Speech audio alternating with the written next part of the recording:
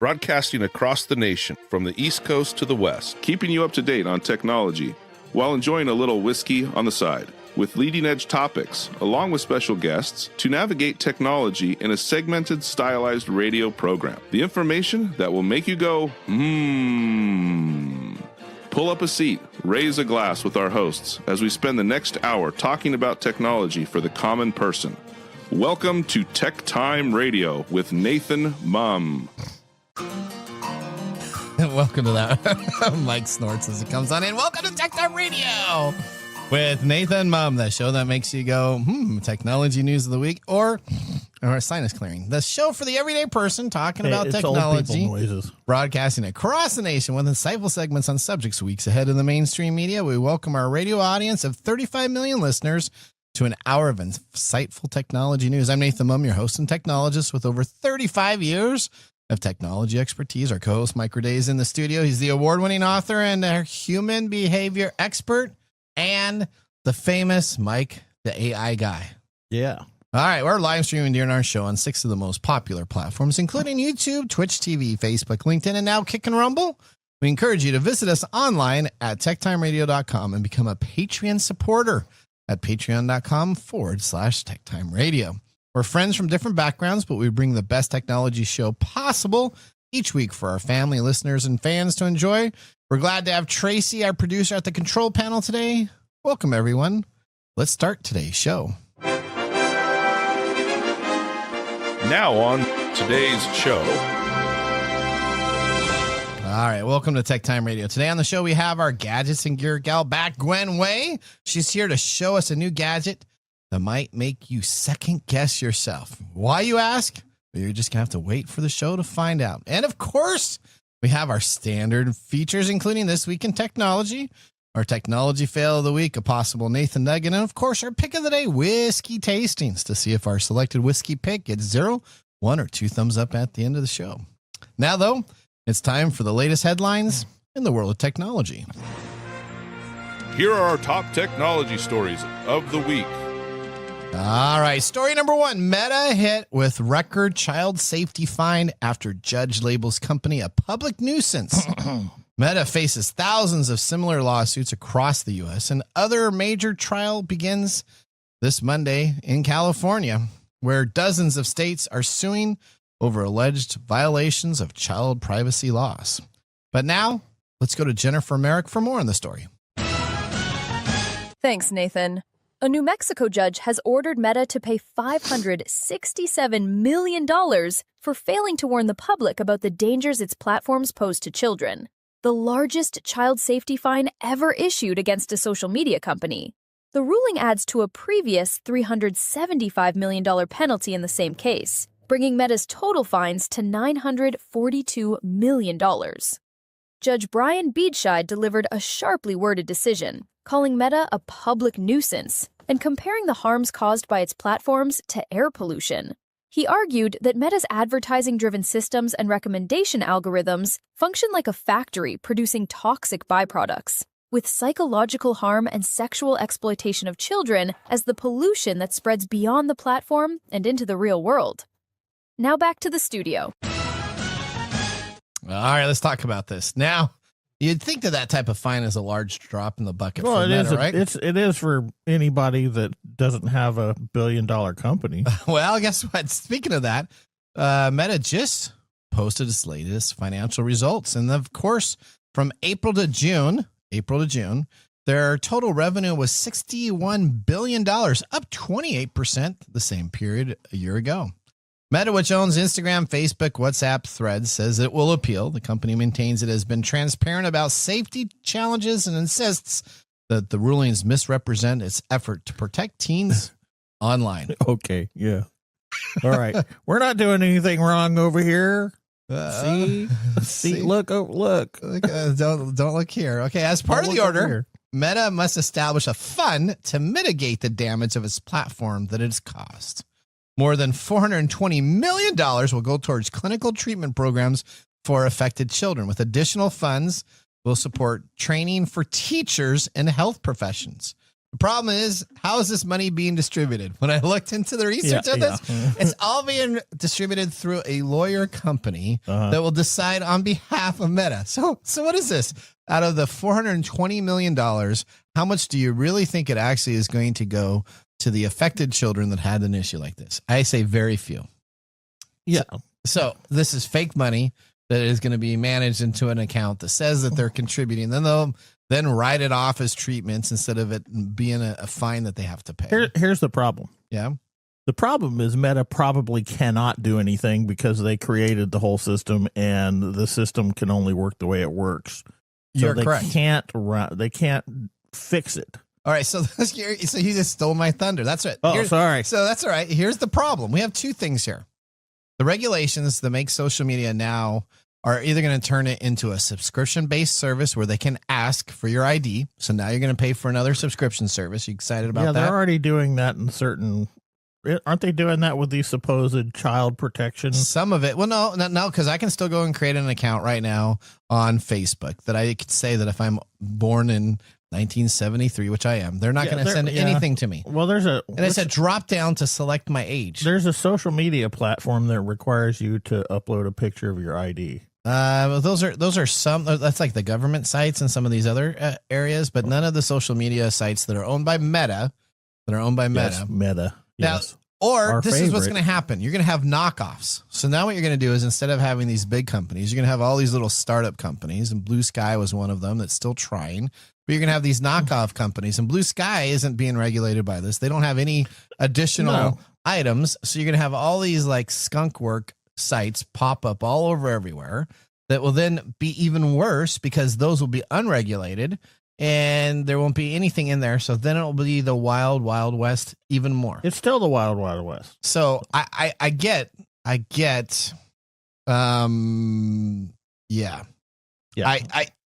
I get that this is a problem. I get that they're going to try to do certain things like impose a 90-hour monthly usage limit for teens. I get that they say they're going to try to do this. It's all BS. It's all to keep people running around in circles while they continue to make money on their platform, which is built. It was built to be creepy. It is built this way. Watch on The purpose. Social Network. If you watch the movie The Social Network, I mean, Facebook was created as comparing two females, if they were hot or not, is how it was created. So it was by default, it was created as kind of this edgy type of, we're going to invade privacy. None of those people wanted their pictures posted. They took them from yearbooks and they posted them all over everywhere. So yeah. Okay. Well, yeah. I mean, the big thing is they're never going to truly be able to do. They're never going to truly try to do anything until all these fines start hurting their profit margin. I mean, in a big, serious way. So while we think don't hurt the person, was it 500 million? Yeah, $500 million fine doesn't hurt them. Then maybe it should be, creeping up to the billion mark. So if a $1 billion fine maybe hurts them. So here's what I went back to. I was thinking about this as I'm doing the research of this, is if I go, and this is going to go a little bit of a tangent here. So hang on here with me, Mike, okay? No tangents, All buddy. right. So if I go on into a local store and I buy something that was 18 or over, like a magazine off a rack, and I walk out of that as the consumer and there was a cop outside, I myself would be in trouble and the store would be in trouble for consuming that. So I, as the holder, said that I was 18 and the store didn't look at me and they sold something to me, right? But I, as the beholder, would still have something that was unlawful for my age and I would be in trouble and the store would be in trouble. The problem with this is the person that says that they're over 16 or 17 or 18 to bypass this, if they're found out that they're actually underage, there's no penalty that goes to them either. But this problem is not exclusively for Meta's inability to deal with underage people. It also has to deal with, just everybody. Well, this lawsuit is specifically for people underage. Yeah. So underage is the issue. If there's no penalty for the person for the underage process on this. It's very tough for me to think that it's always on the software company's fault when there's two people here that are participating in this. One is deceiving the age group. If they're deceiving the age group, then that person itself should be accountable. So I'm big into accountability. There you go. Okay. Right now. Did you get that all out? Oh, okay. Are you okay now? I'm okay. Thank you for that therapy. Okay. All right. Let's see. Meta is air pollution. I get that. So I'm not disagreeing with that at all. I gotta tell you, I haven't been on Facebook in years. I stopped using social media back in 2021, I think. When you started doing the radio show. Perfect. Yeah.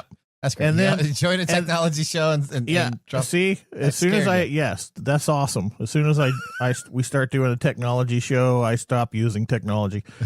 But I recently got on there to do some, just to see what's going on, right? And they have these shorts. Yeah. That are like 30 seconds. 30 seconds. Yeah. The shorts now have ads in them. Yeah. Yeah. And sometimes two. Yeah. So in order to watch a 30-second short, now I have to watch a 10-second ad. And a 5-second ad. Or it's crazy. Yeah. I don't understand what happened to people. And somehow we just consume this and are like, yes, we can do this. Yes, we can do it. And the algorithm is one of the weirdest. It's like Netflix algorithms. Yeah. Like if you watch say you watch a documentary on basket weaving. Yeah. You're suddenly going to get ads on Facebook for basket but your phone weaving. isn't listening to you. Yeah, right. But that's what you make a comment or you like something on Facebook, and suddenly it just drives all kinds of crazy stuff to your thing. April through June, and that's exactly the problem with this thing. So that's why I say it's not just an underage person problem. $61 billion in ad revenue, April to June, $61 billion. That's why all these people are watching it and people are paying for it. All right. Story number 2. Where do we? Let's talk about Google. All right. What do we got going on here with Google? This is actually kind of a funny story. We're just going to pick on everybody. Okay. All right. So, I always get the AI stories. Yeah, you do, because you're the AI guy. Yes. And we're having this problem with flock cameras. We've been talking about that. Yeah. What kind of problems are we having with flock cameras? Everybody is protesting them. It's tracking everybody and their license plate number, and it's being used incorrectly to arrest people across state borders. We talked about that on our show. Right. And they're getting vandalized left and right. Yep. Well, Google AI has contributed to the problem. Okay. By saying that flock cameras are basically little treasure chests. Okay. Because why not add fuel to that fire? In today's episode of Tech Companies Accidentally Encouraging Crime. Okay. Google's AI overview has decided that flock safety license plate cameras, or the surveillance boxes everybody loves to hate, are apparently stuffed with gold and copper like some sort of pirate's loot chest. Okay. How much? If you search how much gold does a flock camera have, and Google's AI confidently declares that each camera contains 1 to 5 grams of gold. Whoa. At current prices, that's up to $650 worth of gold inside this 3-pound surveillance camera. According to Google, these things are basically hanging on street poles like public savings accounts. Okay. It doesn't stop there either. Google's AI also claims flock cameras contain 2 to 23 pounds of copper. 23 pounds. 23 pounds. 23 pounds. Which is impressive considering the entire device maybe weighs 3 pounds. So that might give you a clue as to the accuracy of Google AI. Okay. That math checks out. Flock has invented the world's first quantum density material. The internet, of course, has been joking for years that Flock's ALPRs are filled with precious metals. It's a meme, a sarcastic way for privacy-minded communities to poke fun at the cameras they already despise. The joke being, hey, if they're spying on us, let's crack one open and get paid. But Google's AI, of course, it doesn't get the joke. It doubled down on it. Double down because it's an AI and it wants to be right. Yeah, okay. Yeah. The system cites 2 sources to justify its hallucination. Anonymous Substack post from someone named Do Not Obey, Do Not Comply always a reassuring sign of journalistic rigor, which itself admits the numbers are based on scrap value discussions, which is translated as vibes. Okay. AI-generated Instagram meme posted by what appears to be a cannabis grower because nothing says reliable engineering analysis like hydroponic content and weed plant selfies. Okay. We now have one AI-powered surveillance company, which is, Google, accidentally giving people a reason to vandalize another AI-powered surveillance company, Flock. If you ever needed a metaphor for the current tech industry, this is it. Okay. AI eating AI, hallucinating nonsense, and causing real-world headaches. Did Google respond to this? They have not. No. Really? That's amazing. They didn't respond? That's amazing. Yeah, Okay. they get the same lawyers that Meta has. Presumably it's because it's figuring out how to, adjust its search engine to become a part-time to get it away from being a part-time scrap metal appraiser. Yeah. And this is why Google's AI is just a piece of crap. Yeah. Stick with the horrible but more reliable OpenAI and Anthropic for your AI needs. So that's what you get out of this. So the Google AI is just bad. It is. You know what? Grok is like the third best in my opinion. You got OpenAI and Anthropic that are beating each other up. I don't know how you can even say that, man. Grok is like the third best.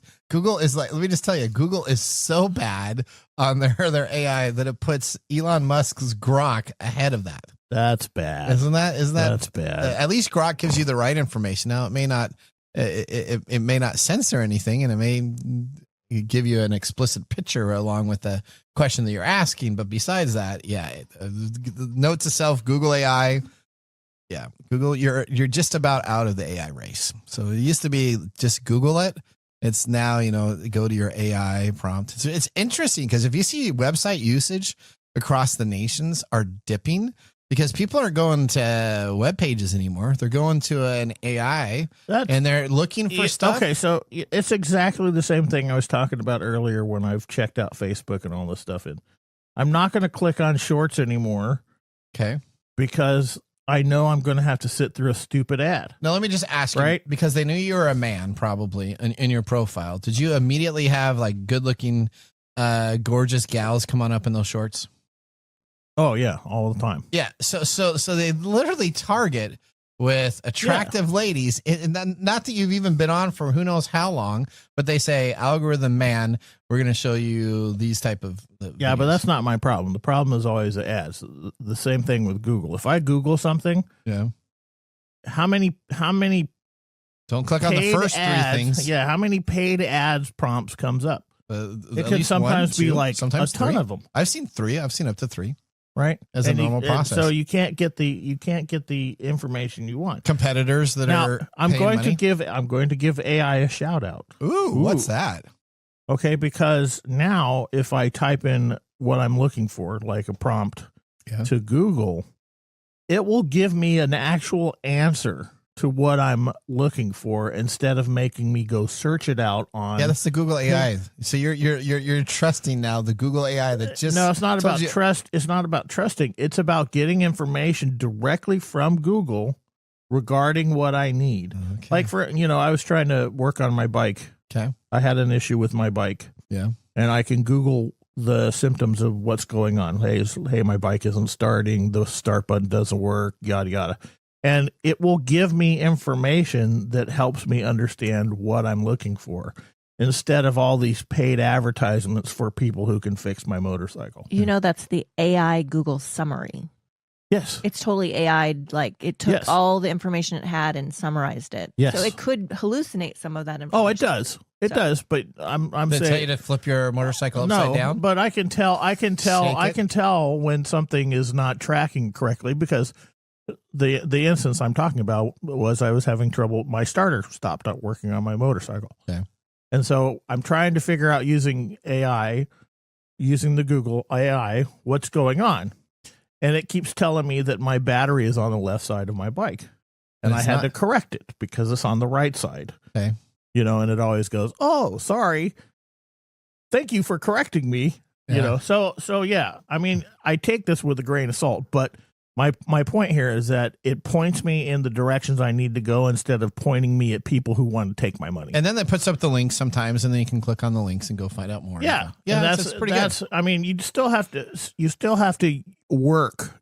There's work involved. You still have to verify what's going on. Or is there? We're going to find out later in this episode. Do you need to spend more work doing anything, or do you just trust the AI? All right, story number 3. Phishing services spoof RingCentral to steal Microsoft 365 accounts. Now, the great phishing as a service platform on the dark web has expanded from credential phishing to advisory in the middle attacks, a device code phishing targeting Microsoft 365 accounts. Now, the platform has been active since at least the mid-2022, targeting Microsoft users in the United States, Canada, UK, Australia, and South Africa. It evolved over the years and now targets multiple platforms, including the Microsoft 365 suite, iCloud, Yahoo, and Google.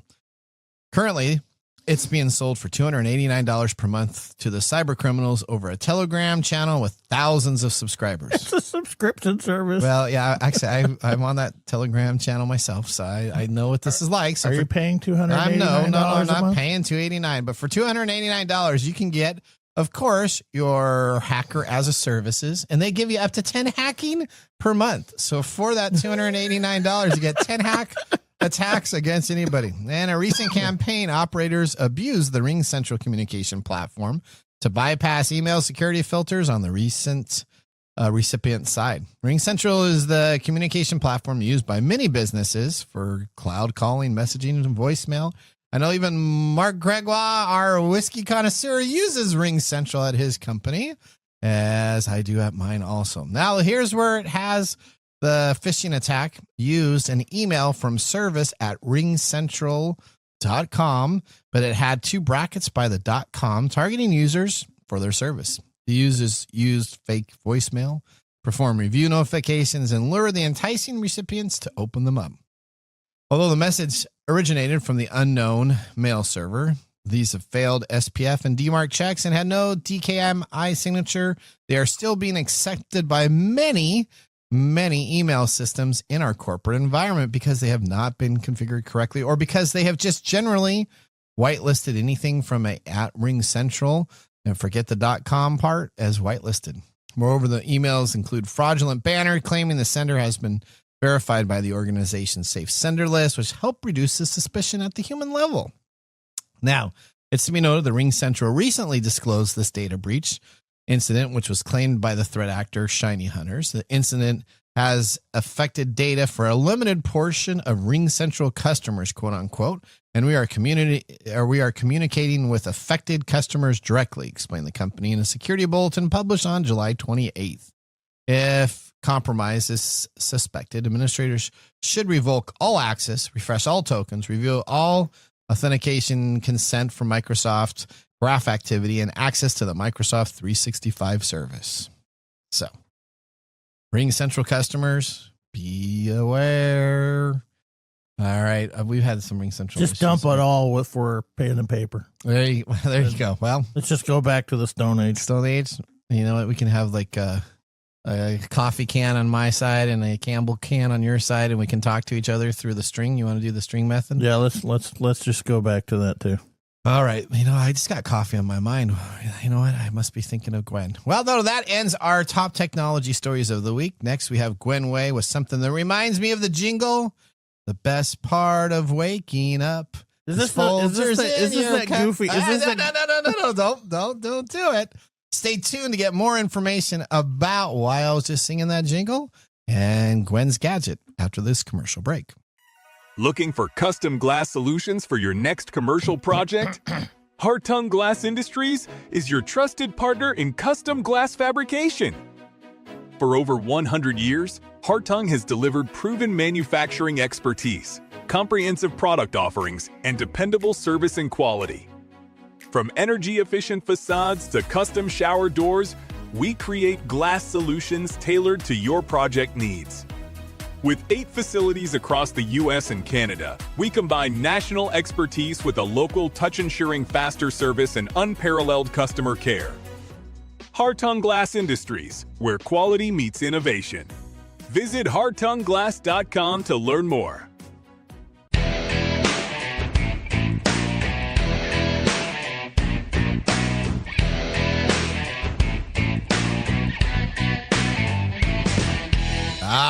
Welcome back to Tech Time with Nathan Mum. Our weekly show covers the top technology subjects without any political agenda. We verify the facts.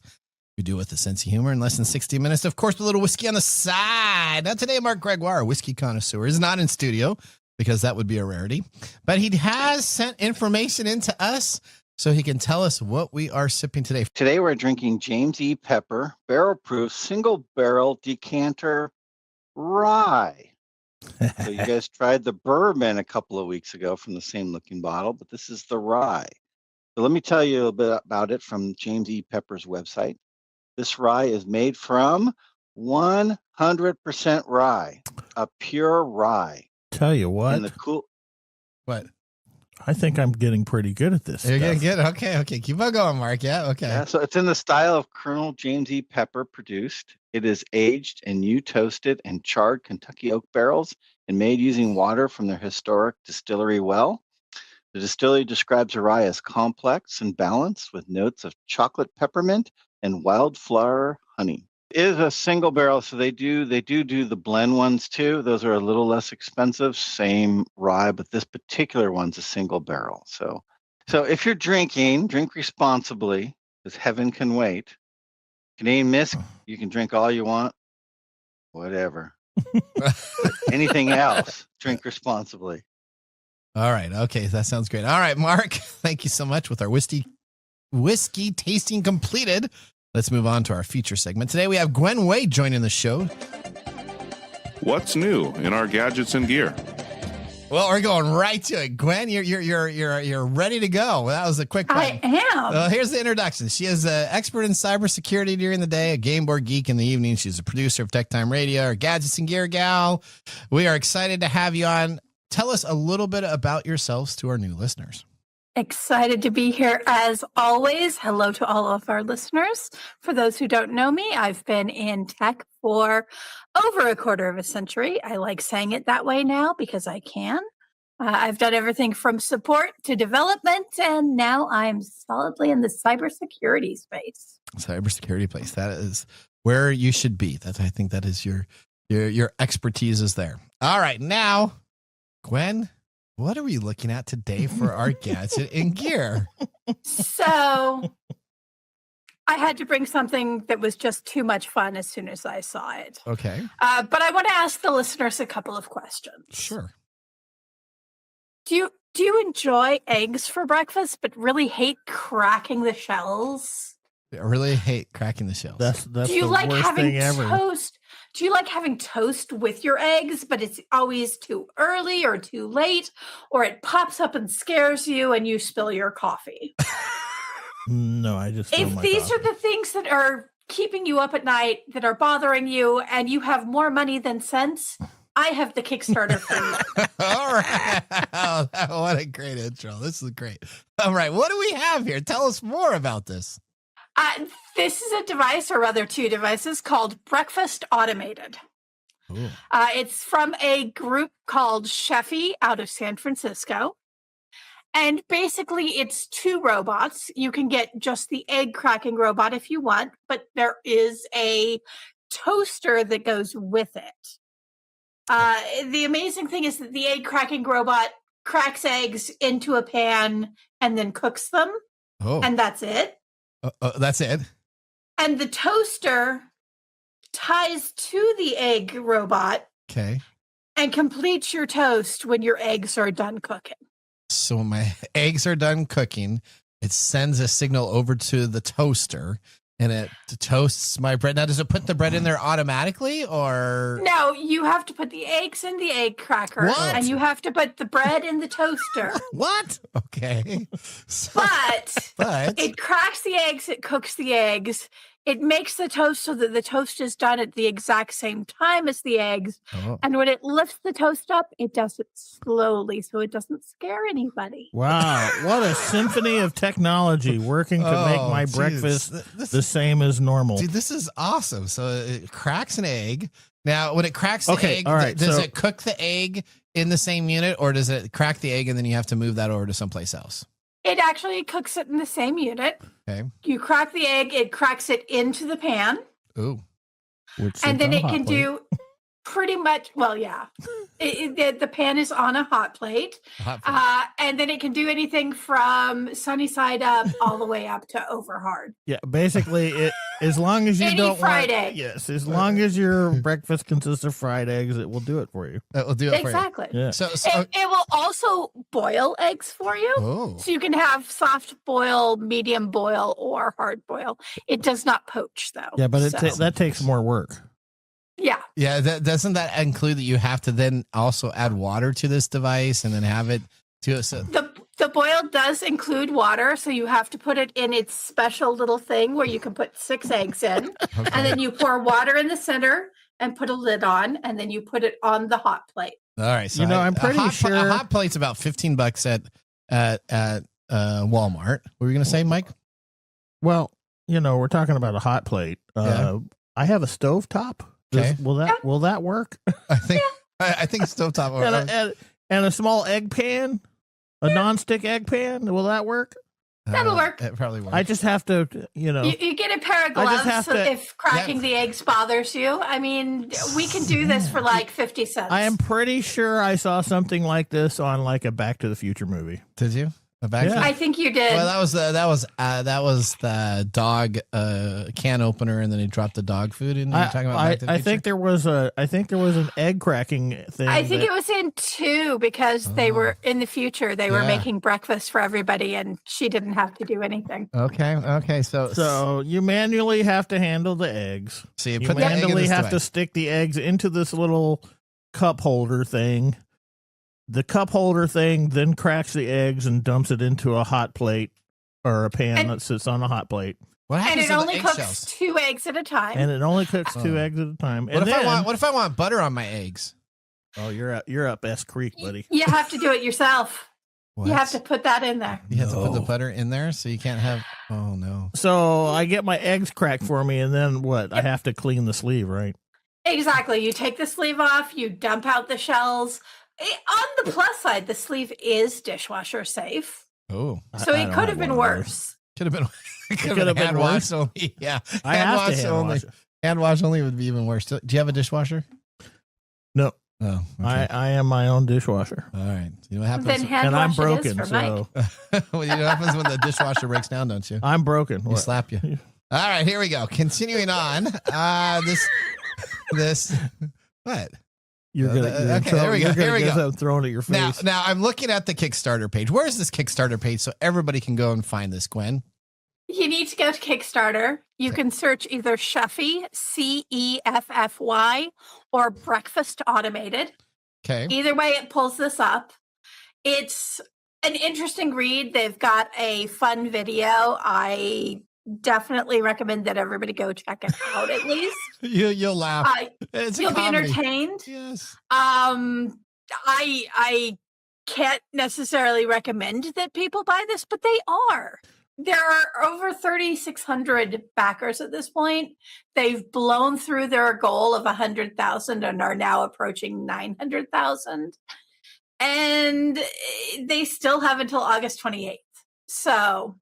All right. So how much is this wondrous process that will crack my eggs for me? Well, right now there are still early bird specials available. There are. So if you want to get just the egg cracker, you can get that for about $250. Okay. If you decide that you want to get both the egg cracker and the toaster, it's $3.99 right now. Wow. For $400, I can have something that takes me 2 seconds. So I'm looking at it. They removed the funny part that was on there. I just looked at the page because we were talking about this in our production meeting, and they had they had like the early bird starter for the $3.79. And then underneath there, they had a $4.99 one, which is the regular price. And it showed one person had bought it. Oh, he's still there. Oh, he's still there?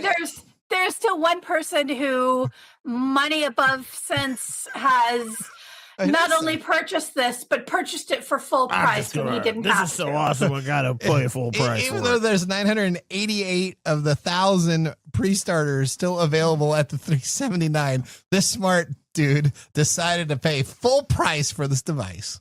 He is so excited about this. Okay. That's because he probably cracks eggs and gets shells in his pants. So the only thing this does is crack an egg. You're paying that much, and your toaster doesn't scare you. And that's literally a selling point that they have here. When the toaster, I think if your toaster, that pop, when your toaster makes that noise of, oh my gosh, I was always so scared as a child when I heard that noise go off. Yes. Wow. I think if your toaster scares you, there's more things you need to. I think you need some therapy. I was going to say, at that point, I think you need to find somebody to talk to. So my Pop-Tarts that I used to put them back in as a little kid, if it doesn't shoot up all the way, what's going to happen on that slow rise? Is the very bottom of it going to be overcooked? It's just going to fold over. Oh, no. Yeah. And it's going to come with theme music. Yes. So if you have more money than you know what to do with, and you can no longer break an egg because that is too much labor intensive in your life. If you need to have that much class that you have something break your eggs for you, it's available on Kickstarter. Here you go. All right. So you know what? Talk about first world problems. The real question is, this is absolutely something that someone needs. And the question is for our audience, is Gwen Wei's household going to spend almost $400 to get a toaster that synchronizes with their cracking of their egg machine? No, we are not. We are going to be an old school house and crack our own eggs. Oh my word. And toast our own toast. Back in the early days when we used to go to school with the hills both ways upward, we used to crack eggs with our hands. But in today's world, congratulations, I'm telling you, the world of Wall-E is coming for us. Okay. All right. Well, don't be talking about Wall-E and the ending where that eats people, because then we got people sending us stuff that I don't care. There's a logical deduction that follows that. Where did the food come from? Is it? It's clear. You and Gwen agreeing on that. Okay. All right. Well, Gwen, I appreciate that so much for you doing this Kickstarter. It's actually very entertaining. Please, people, just go take a look at Sheffy or Breakfast Automated. If you want to see all of our ingenuity of our people in today's world, figuring out a way to crack an egg in a machine. This is the machine to do it. This is the one. And they guarantee no shells. I don't understand how they guarantee no shells, because I've looked at the way that device goes. I mean, if I could get one donated to me, I would test it. But I also agree that you're going to have shells. Yeah, if I get organic eggs that have thinner shells, it's going to drop in there. There's no way it's not. Okay. All right. Well, Gwen, thank you so much for being a part of our show. I'm going to rush out and get it right now. This is one that I did not back. You know what? I have enough counter space for none of those. None of those things. All right. All right, Gwen, thank you so much. You know what? Gwen is a part of our show. She brings us a new gadget each month for us to review. We thank her so much, and thank you. Hopefully next week or next month, maybe you may be out. Is that kind of the maybe we'll see? I think I'll be here next month, but in October there may be a gap. If so, I'll send a gadget to you. Okay. Just to make sure that there's something to do. Okay, there you go. Send me some robot gadget or something like that I'll spend money on for the holidays. All right. Well, we thank Gwen so much for being part of our show. We want to thank her. But now let's move on to the segment everybody's been waiting for. We call it Mike the AI Guy. We have the grumpiest guy in the world coming up next. It's Mike the AI Guy. Grump on the radio. It's Mike the AI Guy.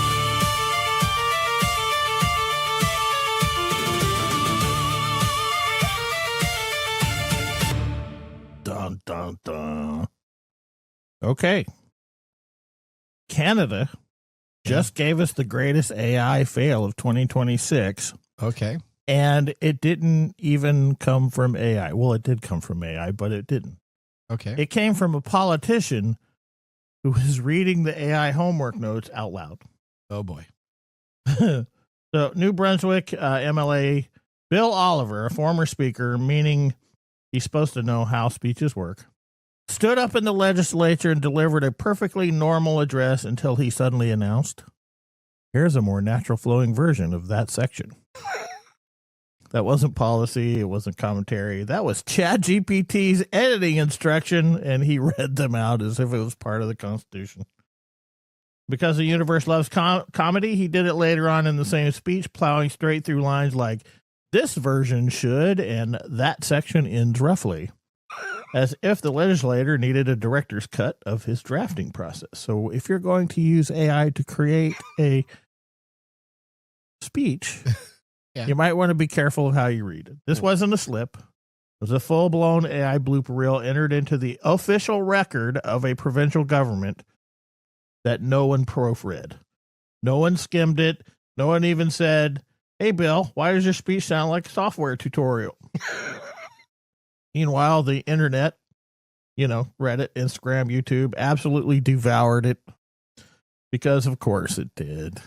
We've reached the point where politicians aren't just using AI, they're accidentally role-playing as the AI mid-speech. Now, this reminds me of our story last week when a certain state floated around because Madagascar was floating around and doing things that it wasn't supposed to do because a very ingenious professor put secret AI prompts for his kids in white text. In white text. And look, this isn't like the Welsh guy who proudly used ChatGPT and got long-lived darts in his speech. That was funny. That was intentional. Oliver's version, he just basically read the robot sticky notes and called it governance. So here's your takeaway. AI isn't replacing politicians anytime soon. And because people are stupid, AI might accidentally co-author their speeches if they forget to delete the instructions. So proofread your AI-generated speeches. Hit prompt now. Raise eyebrow here. Cough here. I mean, any of those type of stuff, you wouldn't know when you're reading that. So when he's reading that, what is he? Is he not mentally there? Because come on, when you say okay, so there's a couple things. There's a couple things here. So people like who give speeches all the time are sort of in this idea. It's like reading a teleprompter. You just read the teleprompter, right? It's just like reading our script. Well, except for you, because you're always trying to rewrite the script as you're reading it, right? So we have this sort of put it on play. Just hit the button and go. Yeah. And so when you see this all the time in movies where they mess with the teleprompter. Yeah. Right. And the person saying something and they change something on the teleprompter and they just immediately say that. They're just trained to do that. So this is part of it. He's trained to just read what's on the paper. I suspect that he didn't write it. I suspect somebody else did for him and handed it to him. And then that's why his brain didn't engage in, I shouldn't be saying this, because then he's just reading, as a politician does, the speech given. So is he capturing that's my second point. Second point is politicians rarely write their own speeches. So they're taking a speech written by somebody else and they're simply, it's just a rote behavior that they're just reading it. Wow. And so when somebody doesn't proofread the speech, I'm sure his speechwriters are now, in trouble. Okay. All right. Well, that was Mike's mesmerizing moment. Has been transformed into the AI guy. Let's now move on to our secret sound. And now for our secret sound, brought to us by Elite Executive Services. Visit techtimeradio.com and click on the contact page to submit your answer. Odie, play that sound. Yeah, Odie.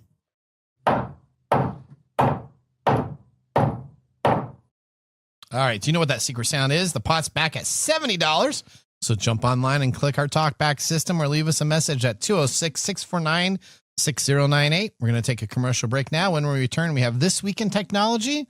So now is a great time to finish off your whiskey on the side. See you in a few minutes. Hey, Mike. Yeah, what's up? Hey, so you know what? We need people to start liking our social media pages. If you like our show, if you really like us, we could use your support on patreon.com. Or is it Patreon? I think it's Patreon.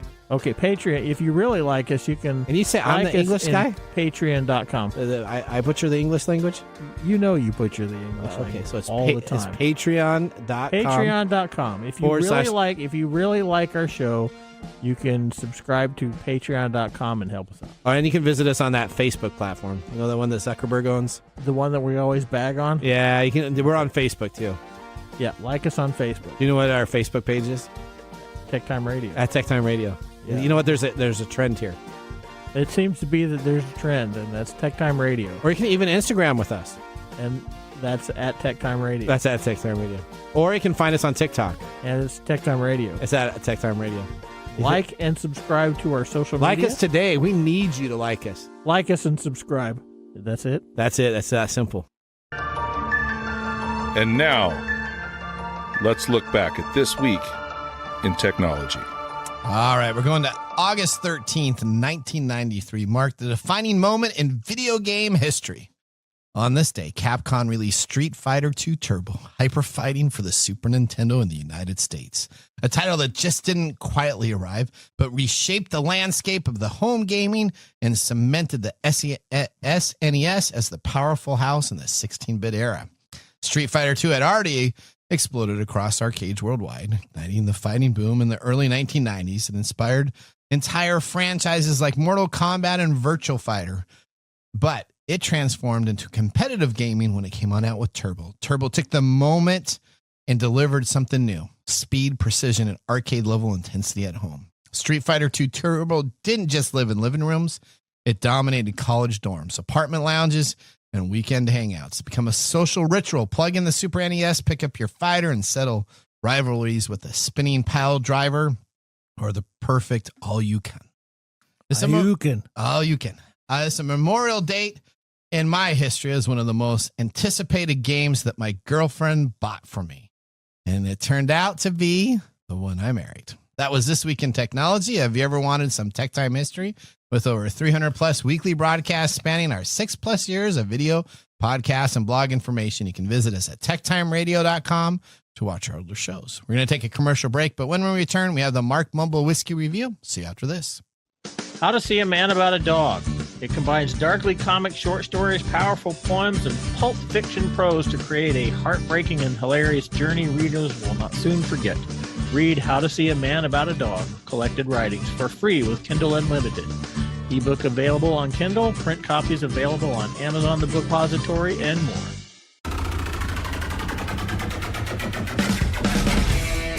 The segment we've been waiting all week for. Mark's Whiskey Mumble.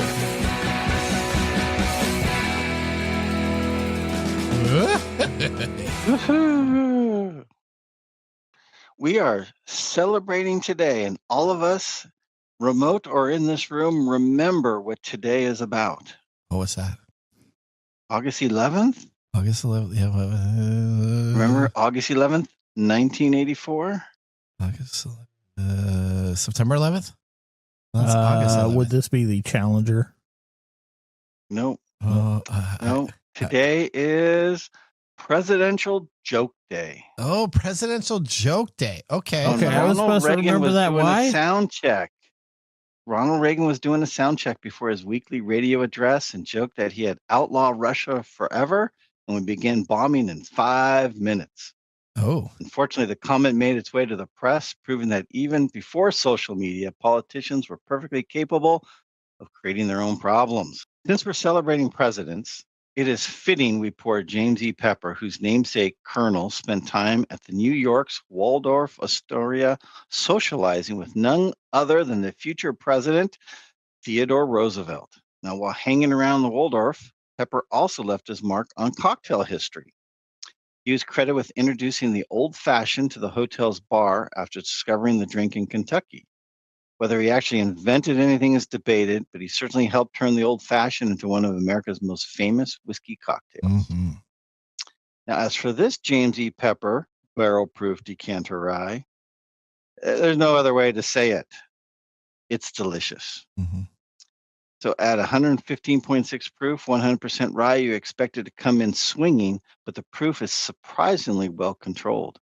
There's plenty of rye spice with the sweetness, mint, chocolate, and oak, and has a rich mouthfeel with a long finish. So I'm agreeing with you. Somebody should do that secret sound, because at making $70, you can go out here and get a lot of whiskey for that money. That's right. There you go. Exactly the kind of rye I enjoy. big, flavorful, and dangerously easy to drink. All right. Okay. That's great. I'm just so excited. What are you doing over there? I just it's really good whiskey. I'm having enough whiskey. I'm just kind of chilling now. Is that okay that I chill with the whiskey? No. Okay. All right. Stop having a moment. Let's move on. All right. Okay, Mark. Well, we're gonna see how we do on our pick of the day with thumbs up or thumbs down. I'm sure you're pretty, gonna really I'm pretty guess. sure we already know what that is. Well, we'll come on back. I'm already working on updating the website. All right. Well, you know what? Technology and whiskey, such a great pairing. Just like summertime movies and a Marvel release. They're always both here at the same time over the last 15 years. All right. But now let's prepare for our technology fail of the week, brought to us by Elite Executive Services. Congratulations. You're a failure. Oh, I failed, did I? Yes. Did I? Yes. All right, this week's technology fail comes to us from Tesla. We're just getting all of our favorites this week. All right, Tesla Cybertruck. The data shows just how hard it actually flopped. Now, the Tesla Cybertruck has been controversial since day one. The stainless steel wedge design, the recalls, the broken window, and the claims that it was a boat. But for years, the debate lived in the opinion land. Until now. Some people loved it, some people hated it, and everyone had a meme already. I call it the Halo truck because its straight lines look like something out of the 90s video games, but we're out of the opinion zone and into the hard facts and data. The numbers aren't just bad, they're historically bad. Bloomberg is calling the Cybertruck the Ford Edsel of the EV era, and honestly, the comparison fits a little too well. Elon Musk claimed Tesla had over 250,000 orders within days of the 219 reveal. Reality was far less impressive. In 2024, 38,965 units sold, far below the expectation. In 2025, sales plunged nearly 50% to 20,000. Even worse, 1,279 of these were bought by SpaceX, so I don't even know if that counts. But in 2026, the numbers are out, and only 7,133 U.S. registrations as of May for this hugely unsuccessful device. Yeah, now, I'm pretty sure that everybody who bought one just lives in our area. I think so, because I see them a lot. We see them all the time. I here. do see that. That's right. Now, Musk promised starting price of $39,900, but the real truck launched at a price point of almost $100,000. Now, the Cybertruck wasn't derailed by bad luck. It was a failure engineering from the beginning. Overpromise, underdeliver, overprice, and oversold is now clearest example of how hype alone cannot carry a product. The EV's era Edsel has arrived, and the data proves it. We're now at a time when AI is able to now create stuff from scratch with biological codes, not just text and images anymore. The science can then use to help create. Yes, we're one step closer to the zombie apocalypse. The super venom for our Marvel movies. What is it's it? going to animate all the flock cameras across America, and they're going to come out and start eating your brains. All right, now let's move to our pick of the day, whiskey tasting. And now our pick of the day for our whiskey tastings. Let's see what bubbles to the top. All right, what do we have here? All right. We have the James E. Pepper Barrel Proof Decanter Rye, straight rye, 100%, 115.6 proof. I'm curious, $73. So I don't know if it does have a cork, but I'm not sure if Nathan likes it. You're not sure? I'm not sure either. That's for our radio listeners who can't see you throwing two thumbs up, waving around, all jumping up and down. I'm sorry. There you go. Ow. That hurt. Mike, do you like this? Yes. Thumbs up. All right. Thumbs up from Nathan. I thought you would be bragging today about TechTime Radio had such an impact that they put a hold on the teacher sex doll. Oh, do you want to talk about that real quick, Mark? That was on. It got edited from our show since our show was so packed with information. But no, I was just listeners should go check that out. So if you they put it on pause. New York School District. Because of TechTime Radio's 35 million listener audience.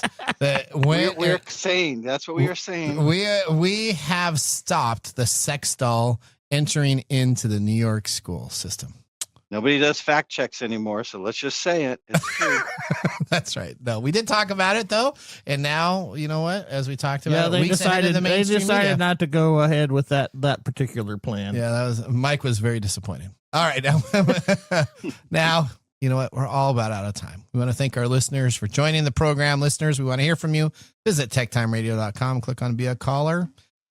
Remember, the science of tomorrow starts with the technology of today. We'll see you next week. Later. Bye-bye. Thanks for joining us on Tech Time Radio. We hope that you had a chance to have that moment today in technology. The fun doesn't stop there. We recommend that you go to techtimeradio.com and join our fan list for the most important aspect of staying connected and winning some really great monthly prizes. We also have a few other ways to stay connected, including subscribing to our podcast on any podcast service, from Apple to Google and everything in between. We're also on YouTube, so check us out on youtube.com/techtimeradio, all one word. We hope you enjoyed the show as much as we did making it for you. From all of us at Tech Time Radio, remember, mum's the word.